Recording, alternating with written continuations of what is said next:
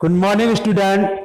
Shri Gopi Shyam inter college के YouTube channel पर आप सभी का स्वागत है।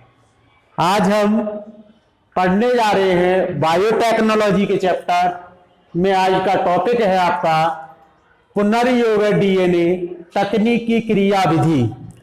पुनर्योग डीएनए तकनीकी क्रियाविधि में हमने इससे पहले की पिछली वीडियो में यह देखा था कि पुनर्योग डीएनए क्या होता है और पुनर्योग डीएनए किस तरीके से बनाया जाता है और उसको कोशिकाओं में किस तरीके से प्रवेश कराया जाता है। तो पुनर्योग डीएनए की तकनीक की जो क्रियाविधि है वो कुछ इस प्रकार से दे रखी है, यानी 4 प्रकार की क्रियाविधि है। पुनर्योग डीएनए तकनीक क्या होता है इसके बारे में भी पढ़ चुके हैं।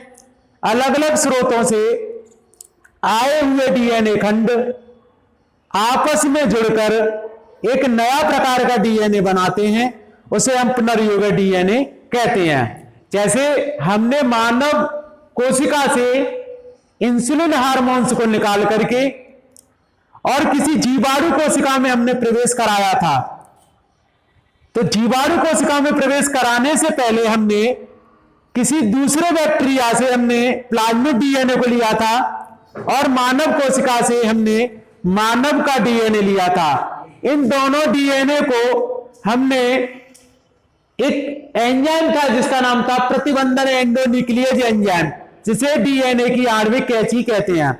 इस डीएनए की आणविक कैंची यानी इस एंजाइम की सहायता से हमने डीएनए को इस एंजाइम की सहायता से कट किया।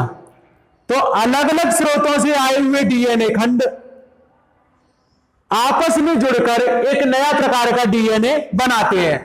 पुनर्योग डीएनए को बनाने की क्रियाविधि का पूरा स्पेशल वीडियो दे रखा है, आप उसको देखना अच्छे से, तो आपकी उसके सारे जो कमेंट्स हैं वो आपको क्लियर हो जाएंगे। इसके बाद देखें, आज हम पढ़ेंगे पुनर्योग डीएनए तकनीकी क्रियाविधि। तो तकनीकी क्रियाविधि में 4 हमें इसमें टॉपिक पढ़ने हैं और ये बहुत ही इंपॉर्टेंट टॉपिक चल रहे हैं आपके। इसमें फर्स्ट दे रखा है कि वांछित डीएनए अथवा जीन का विलगन एवं भरण। सेकंड है वाहक डीएनए अणु का चयन। थर्ड है वांछित विजाति डीएनए खंड को वाहक डीएनए अणु से जोड़कर पुनर्योग डीएनए बनाना। लास्ट है आपका पुनर्योगज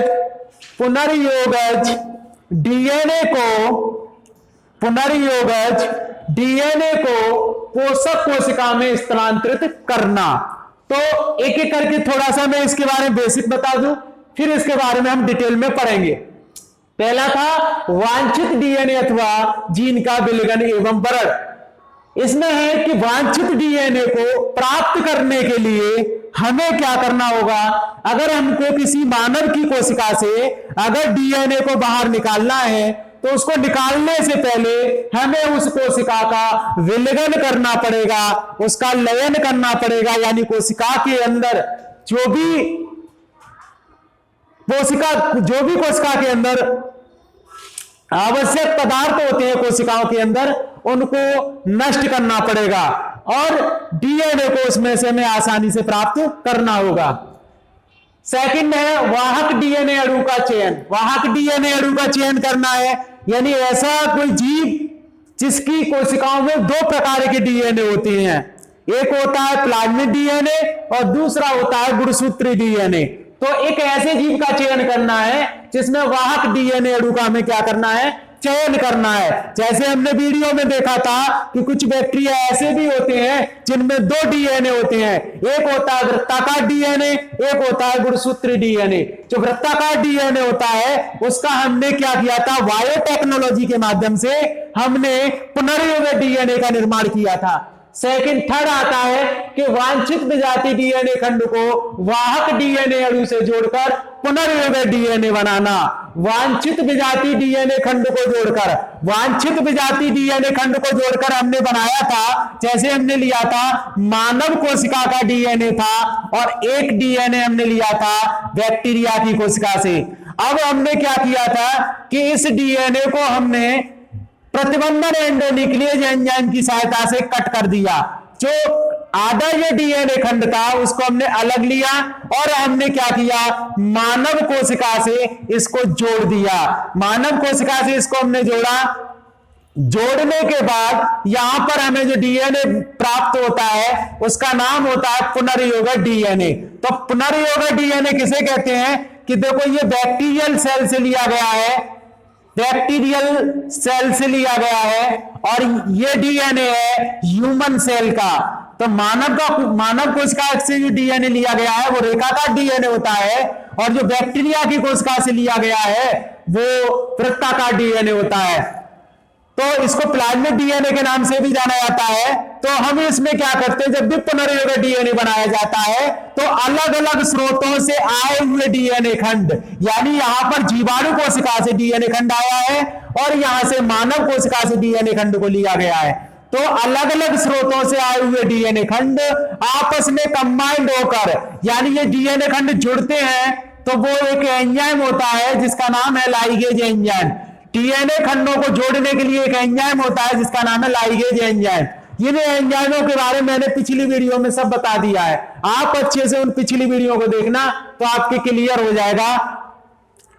इसके बाद है कि पुनर्योगक डीएनए बनाना।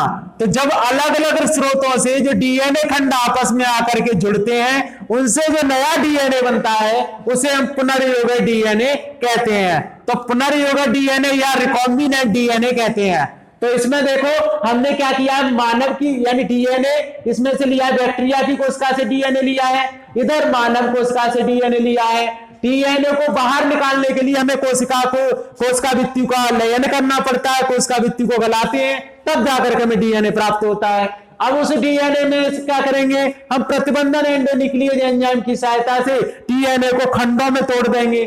तोड़ने के बाद फिर हम मानव कोशिका के डीएनए को तोड़ेंगे, तो अलग अलग स्रोतों से आए हुए डीएनए खंडों को जोड़ करके एक नया डीएनए बनाएंगे, उसी को कहते हैं पुनर्योगक डीएनए। इसके बाद नेक्स्ट है पुनर्योगक डीएनए को पोषक कोशिका में स्थानांतरित करना। यानी यहां पर जो पुनर्योगक डीएनए बना है इसको किसी कोशिका के अंदर या मान लो किसी जीवाणु कोशिका के अंदर प्रवेश कराना। इस नए बने डीएनए को यानी पुनर्योगक डीएनए को किसी बैक्टीरिया की कोशिका में प्रवेश कराना।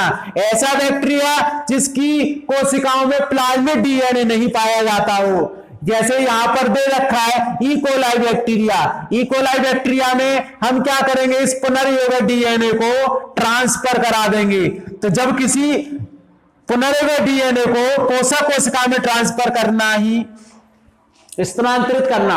अब देखो पुनर्योगक डीएनए को पोषक कोशिका में स्थानांतरित करना, यहां पर ये बना हुआ पुनर्योगक डीएनए है, इसको हमने पोषक कोशिका में ट्रांसफर कर दिया। पोषक कोशिका यानी बैक्टीरिया की कोशिका, इस पोषक कोशिका के अंदर हमने पुनर्योगक डीएनए को स्थानांतरित करना है। ये इस टॉपिक में हम पढ़ेंगे, इसके बारे में डिटेल में भी है। इसके बाद पहला आज हम पढ़ने जा रहे हैं पुनर्योगक डीएनए तकनीकी क्रियाविधि का पहला चरण पढ़ने जा रहे हैं, उसका नाम है वांछित डीएनए खंड अथवा जीन का विलयन एवं वरण। अब इसमें देखेंगे, इसमें लिखा है कि यूकैरियोटिक कोशिकाओं के डीएनए अणुओं को प्रतिबंधन एंडोन्यूक्लियेज एंजाइम द्वारा काटने के लिए आवश्यक है कि डीएनए अणुओं को कोशिका से बाहर मुक्त करें। उसमें उपस्थित बृहद अणुओं जैसे कार्बोहाइड्रेट, प्रोटीन, लिपिड, आरएनए आदि को हटाकर डीएनए को शुद्ध रूप से प्राप्त करें। तो अब इसको हम समझेंगे, देखेंगे वांछित डीएनए खंड अथवा जीन का विलयन एवं वरण। हमें डीएनए खंडों को अलग करने के लिए हमें क्या करना है कि जैसे हमने बनाया था इंसुलिन हार्मोन्स, इंसुलिन हार्मोन्स को निकालने के लिए हमें क्या करना है कि हमें उस कोशिका को ढूंढना है जहां पर इंसुलिन बनाने वाला जीन पाया जाता है। तो हमने बताया था कि जो बीटा कोशिकाएं होती है, अग्नाशय की जो बीटा कोशिकाएं होती हैं, अग्नाशय की बीटा कोशिकाओं में इंसुलिन बनाने वाला हार्मोन्स पाया जाता है।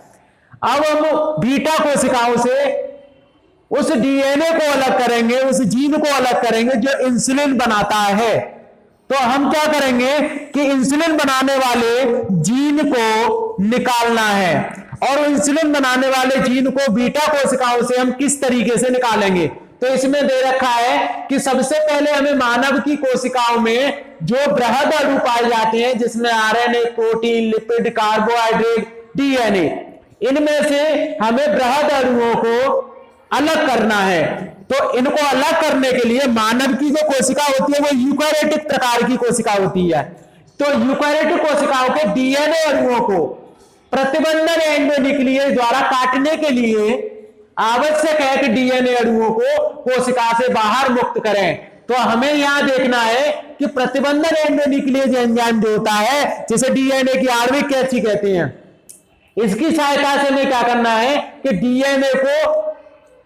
डीएनए को कोशिका से बाहर मुक्त करना है। अब यहां पर यह दिखाया गया है कि इसमें जो डीएनए है इसको कोशिका से बाहर कैसे मुक्त करें।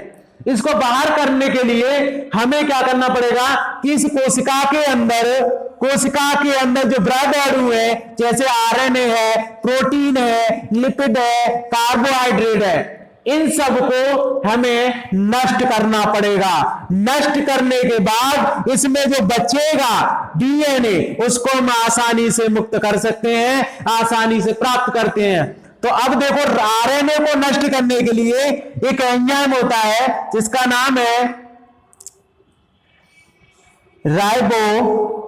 राइबोन्यूक्लियेज। राइबोन्यूक्लियेज की हेल्प से हम आरएनए को नष्ट कर देते हैं पोषक कोशिका में।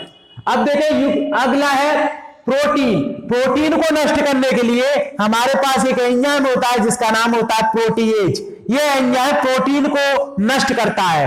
लिपिड को नष्ट करने के लिए एंजाइम होता है जिसका नाम होता है लाइपेज। लाइपेज को नष्ट करने के बाद कार्बोहाइड्रेट को भी नष्ट करना है, क्योंकि हमें बृहद अणुओं को नष्ट करने के बाद हमको डीएनए प्राप्त करना है। कार्बोहाइड्रेट को नष्ट करने के लिए एक एंजाइम होता है जिसका नाम होता है कार्बोहाइड्रेटेज। कार्बोहाइड्रेटेज की हेल्प से हम कार्बोहाइड्रेट को नष्ट कर देंगे। तो आरएनए को नष्ट करने के लिए राइबोन्यूक्लियेज एंजाइम होता है, प्रोटीन को नष्ट करने के लिए प्रोटीएज एंजाइम होता है, लिपिड को नष्ट करने के लिए लाइपेज एंजाइम होता है, कार्बोहाइड्रेट को नष्ट करने के लिए कार्बोहाइड्रेटेज एंजाइम होता है। इस तरीके से अब हमने इस मानव की यूकैरियोटिक कोशिकाओं में बृहद अणुओं को नष्ट कर दिया है।